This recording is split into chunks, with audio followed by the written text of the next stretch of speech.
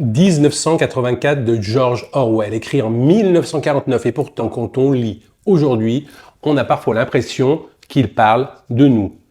Dans le livre, tout le monde est surveillé. Des écrans partout, des micros partout, un pouvoir central qui observe tout. Aujourd'hui, on a aussi des écrans partout. Mais la différence est étrange. Dans 1984, la surveillance est imposée. Dans notre monde, on la transporte dans notre poche. Smartphone, applications, réseaux sociaux, on partage nos vies volontairement.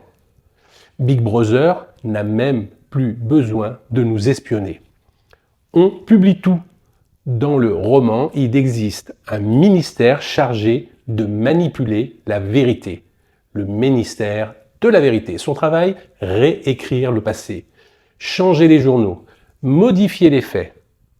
Aujourd'hui, on ne réécrit pas toujours le passé, on le noie.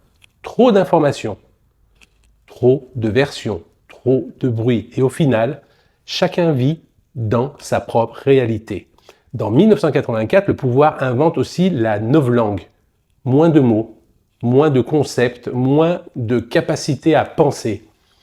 Parce que si tu ne peux pas nommer une idée, tu ne peux plus vraiment la penser. Aujourd'hui, les mots ne disparaissent pas, mais ils changent de sens. Les débats deviennent des slogans.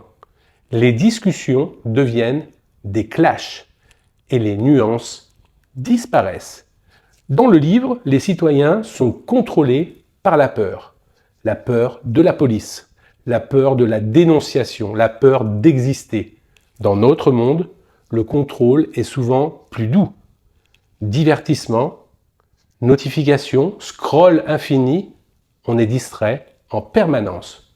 Orwell imaginait une prison. Notre époque ressemble parfois plus à une cage confortable.